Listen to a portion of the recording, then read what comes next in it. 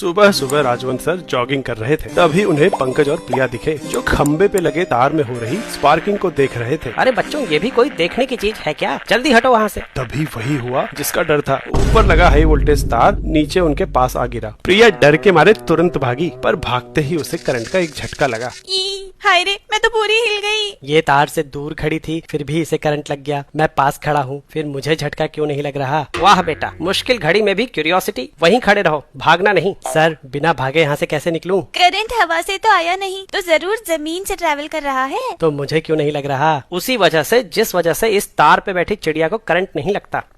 क्योंकि चिड़िया के पैर तो बैड कंडक्टर होते हैं ना। बेटा, तुम्हें फिजिक्स के साथ साथ बायोलॉजी भी पढ़ानी पड़ेगी लगता है। करंट पोटेंशियल डिफरेंस की वजह से फ्लो करता है। चिड़िया के दोनों पैर एक ही तार पे हैं, इसलिए पोटेंशियल डिफरेंस ना होने की वजह से उसे करंट नहीं लगता। सेम रीजन से तुम्हारी बॉडी में भी करंट फ्लो नहीं कर रहा। पोटेंशियल डिफरेंस किन्हीं दो पॉइंट्स के बीच कितना एनर्जी डिफरेंस है ये बताता है। अगर पोटेंशियल डिफरेंस कम है तो इलेक्ट्रिक फील्ड वीक होगी और इलेक्ट्रॉन्स कम फोर्स एक्सपीरियंस करेंगे। लेकिन अगर पोटेंशियल डिफरेंस ज्यादा है तो इलेक्ट्रिक फील्ड स्ट्रांग होगी और हर इलेक्ट्रॉन ज्यादा फोर्स एक्सपीरियंस करेगा। ज्यादा फोर्स मतलब इलेक्ट्रॉन्स का ज्यादा एक्सेलरेशन, मतलब उतनी ही ज्यादा ड्रिफ्ट वेलोसिटी, और ज्यादा ड्रिफ्ट वेलोसिटी मतलब ज्यादा करंट। यही करंट हाई वोल्टेज तार से जमीन में जा रहा है और जमीन का अपना कुछ रेजिस्टेंस है। ओम्स लॉ के हिसाब से दूरी के साथ साथ वोल्टेज घटेगा। यानी अगर तुम एक जगह खड़े हो तो दोनों पैरों के बीच पोटेंशियल डिफरेंस नहीं होगा और करंट नहीं लगेगा। पर जैसे ही तुम चलने के लिए एक पैर दूसरे से दूर रखोगे तो दोनों पैरों का पोटेंशियल डिफरेंस अलग अलग हो जाएगा और बॉडी से करंट फ्लो करने लगेगा। मतलब पैर ज्यादा दूर नहीं रखने हैं। हाँ, दोनों पैर पास रखो और कंगारू की तरह फुदक फुदक के वहाँ से निकलो।